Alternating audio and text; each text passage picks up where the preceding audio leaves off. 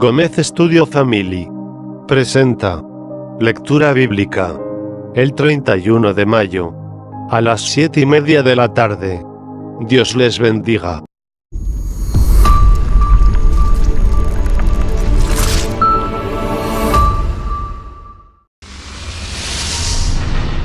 Gómez Studio Family presenta lectura bíblica.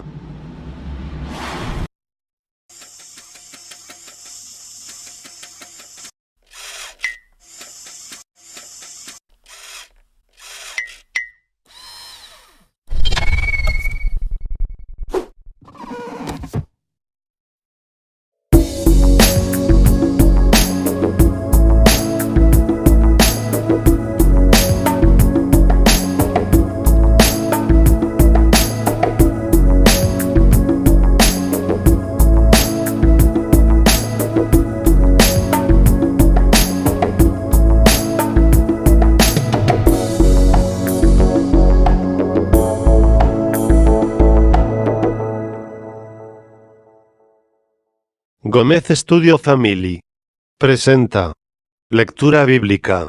San Mateo, capítulo 13. Ese mismo día salió Jesús de la casa y se sentó junto al lago. Era tal la multitud que se reunió para verlo que él tuvo que subir a una barca donde se sentó mientras toda la gente estaba de pie en la orilla. Y les dijo en parábolas muchas cosas como estas. Un sembrador salió a sembrar. Mientras iba esparciendo la semilla, una parte cayó junto al camino, y llegaron los pájaros y se la comieron. Otra parte cayó en terreno pedregoso, sin mucha tierra. Esa semilla brotó pronto porque la tierra no era profunda. Pero cuando salió el sol, las plantas se marchitaron, y por no tener raíz se secaron. Otra parte de la semilla cayó entre espinos, que al crecer la ahogaron. Pero las otras semillas cayeron en buen terreno, en el que se dio una cosecha que rindió 30, 60 y hasta 100 veces más de lo que se había sembrado. El que tenga oídos, que oiga. Los discípulos se acercaron y le preguntaron: ¿Por qué le hablas a la gente en parábolas? A ustedes se les ha concedido conocer los secretos del reino de los cielos, pero a ellos no. Al que tiene se le dará más, y tendrá en abundancia. Al que no tiene, hasta lo poco que tiene se le quitará. Por eso les hablo a ellos en parábolas. Aunque miran, no ven. Aunque oyen, no escuchan ni entienden. En ellos se cumple la profecía de Isaías. Por mucho que oigan, no entenderán. Por mucho que vean, no percibirán, porque el corazón de este pueblo se ha vuelto insensible. Se les han embotado los oídos y se les han cerrado los ojos. De lo contrario, verían con los ojos, oirían con los oídos, entenderían con el corazón y se convertirían, y yo los sanaría. Pero dichosos los ojos de ustedes porque ven, y sus oídos porque oyen.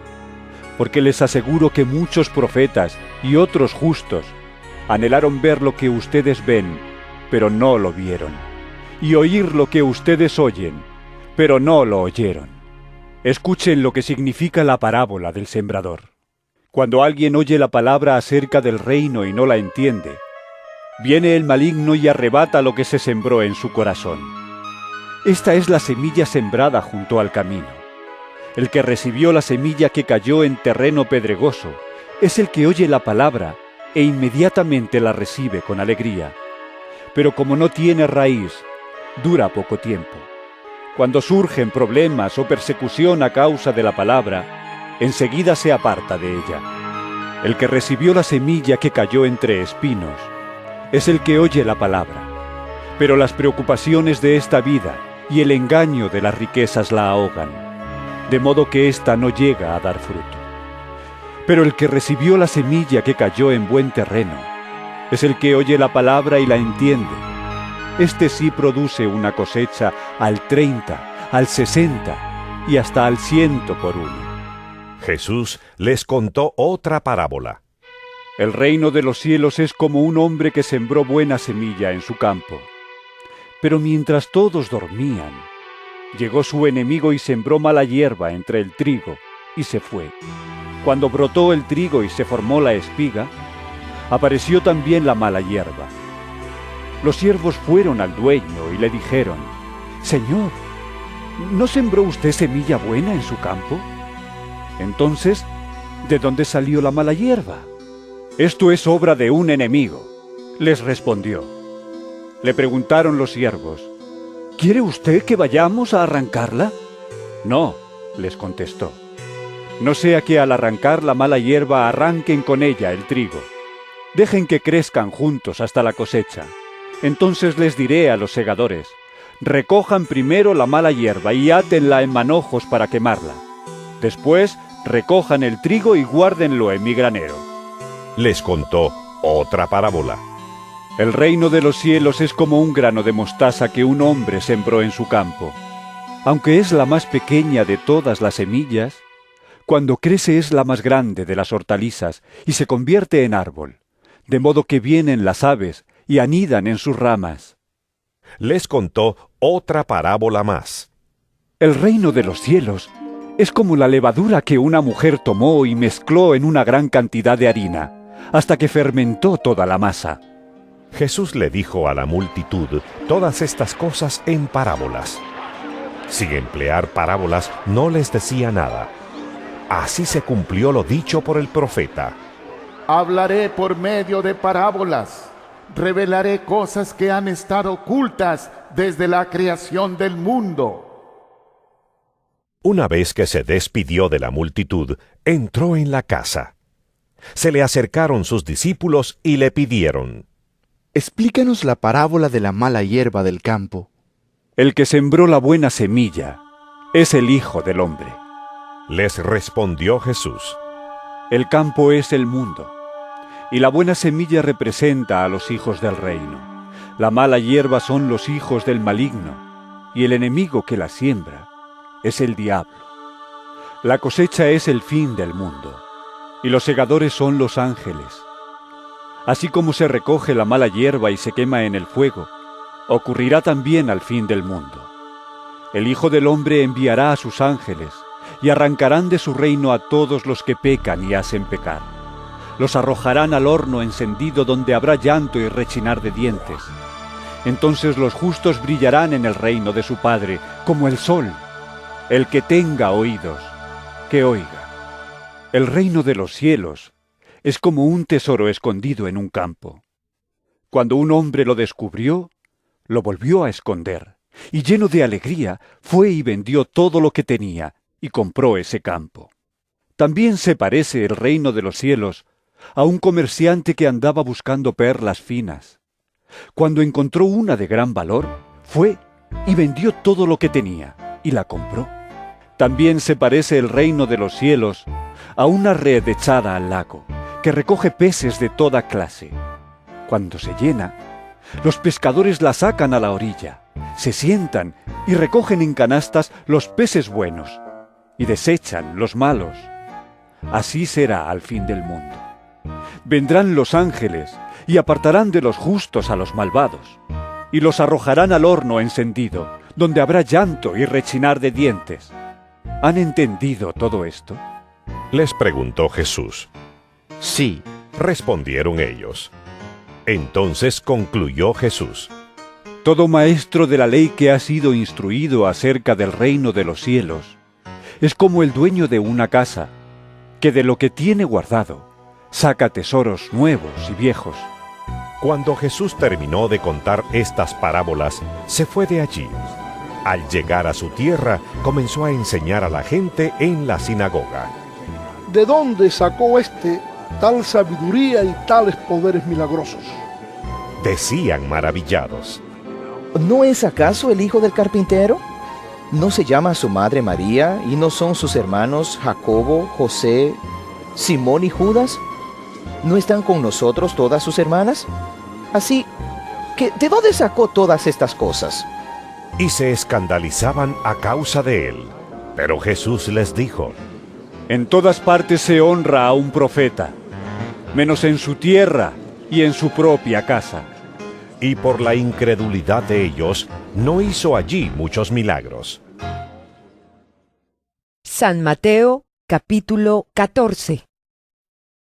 En aquel tiempo, Herodes el tetrarca se enteró de lo que decían de Jesús y comentó a sus sirvientes: Ese es Juan el Bautista. Ha resucitado. Por eso tiene poder para realizar milagros. En efecto, Herodes había arrestado a Juan. Lo había encadenado y metido en la cárcel por causa de Herodías, esposa de su hermano Felipe. Es que Juan había estado diciéndole: La ley te prohíbe tenerla por esposa. Herodes quería matarlo, pero le tenía miedo a la gente porque consideraban a Juan como un profeta. En el cumpleaños de Herodes, la hija de Herodías bailó delante de todos. Y tanto le agradó a Herodes que le prometió bajo juramento darle cualquier cosa que pidiera. Instigada por su madre, le pidió: Dame en una bandeja la cabeza de Juan el Bautista. El rey se entristeció, pero a causa de sus juramentos y en atención a los invitados, ordenó que se le concediera la petición y mandó decapitar a Juan en la cárcel.